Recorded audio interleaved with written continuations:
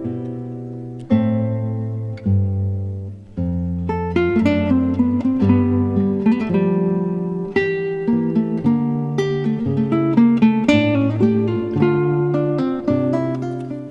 I'm Reverend Jake Zabe, and welcome to Children's Bible Stories.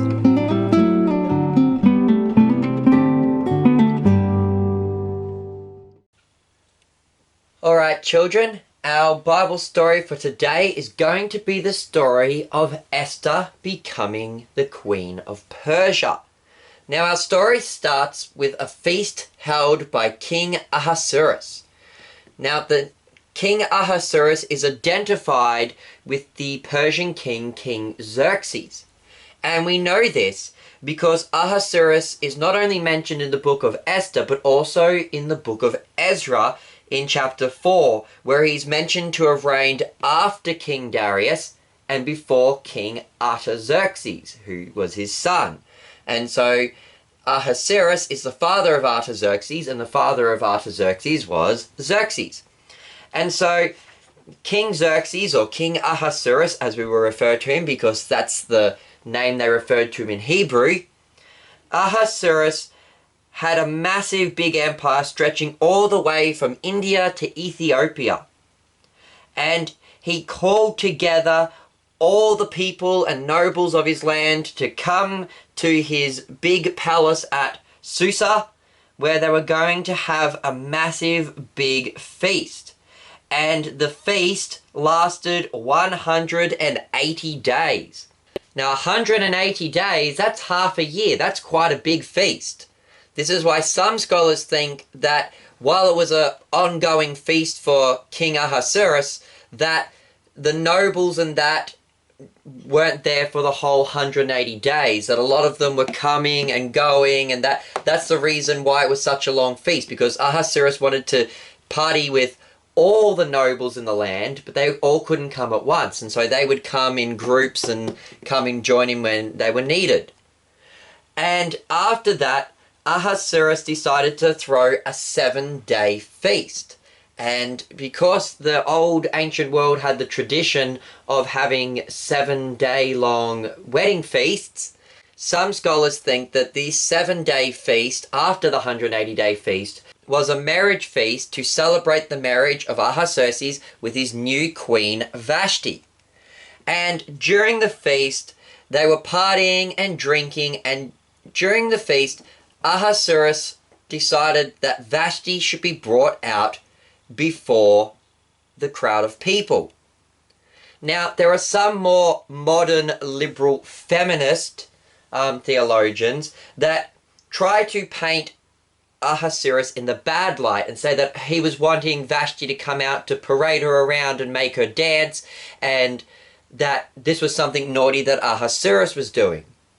But the church fathers, including the reformer Martin Luther, always viewed this story as Vashti being the naughty one and not King Ahasuerus. And this is because Vashti was the queen. And so whether or not she liked coming out to see the crowd of people, it was part of her royal duties as the queen to come and meet and greet all the people. The queen standing before the crowds and showing off her beauty was something that was expected of the queen to do. And so what happens in the story is that King Ahasuerus sends some of his eunuchs, these court officials, to go get Vashti and tell her to come and present herself before the crowd of people at the party. And Vashti refused to come. She refused. She turned down her royal duties and she wouldn't obey her husband, the king. And King Ahasuerus was very angry, and he met with a whole bunch of his royal nobles, and they advised him as to what he should do. They said, "King, Vashti has been a naughty, unsubmissive wife, and since she is queen, if she can disobey the king, this will teach women all throughout the empire that they don't have to respect their husbands either." For you see, children, the Bible teaches that the husband is the head of the household and that the wife is to submit to and respect her husband. And kings and politicians and even celebrities, because they are famous, they often set an example to the common people as to how we should behave. And if the king and queen were being naughty, then the citizens would think that they could be naughty too. And so if Vashti refused to respect her husband, this was going to teach women throughout the empire that they didn't need to submit and listen to their husbands either. And so it was decided then that Vashti should be removed as the Queen of Persia and that another woman should be selected to be queen. Now, this doesn't mean that King Ahasuerus divorced Vashti. Instead, it just meant that Vashti would no longer be the queen, because the kings of Persia had hundreds and even thousands of wives, but only one wife got to be the queen and got to sit on the throne next to the king and help rule over the land. And because Vashti had been so naughty, had disrespected her husband, and had set such a bad example for the women of Persia, she was no longer allowed to have that right as being queen. And so it was decreed that she would be removed from her position of queen, and another woman would be chosen instead.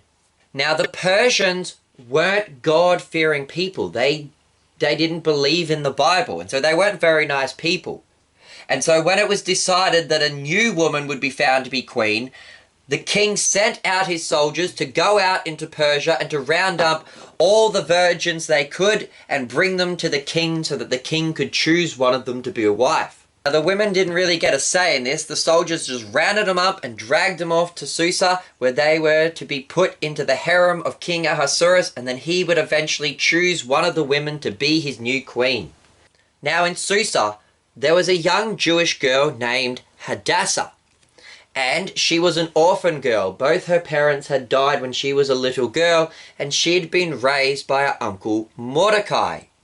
And when the soldiers came to drag her off and take her to Susa, Mordecai said, "Hadassah, we're going to change your name and you shall be called Esther," which was a Persian name meaning star.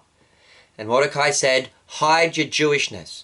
Don't let them know you're a Jew, otherwise they might hurt you or kill you. So you need to pretend to be a Persian woman."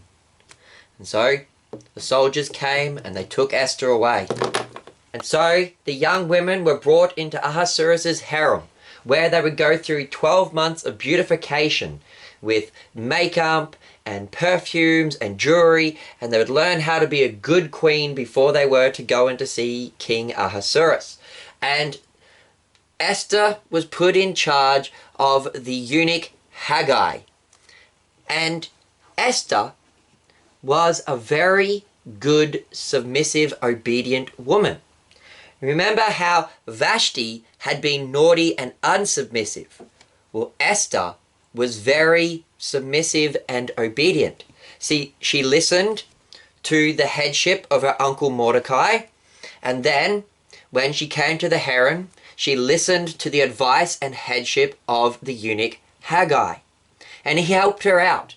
And eventually came the time for Esther to go in and to be with the king. And the king saw Esther, and he saw her beauty. But what won the king over most was Esther's demeanor. She was polite and respectful and submissive. She was not like Vashti at all, who was arrogant and disrespectful and unsubmissive. Esther was a good wife. She was what the Bible calls a good submissive wife. And she showed the king that she was not like Vashti, but that she was a good wife. And because she was so polite and respectful to the king, he fell in love with her and decided that Esther, out of all the women, shall be chosen to be the new Queen of Persia. So the king married Esther, and they celebrated with another big wedding feast. And that's our story for today, children, on how Esther became queen. If you join us again for our next video, we're going to continue through the book of Esther and talk about the conflict between Mordecai and the naughty Haman. I've been your host, Reverend Jake Zabel. Goodbye and God bless.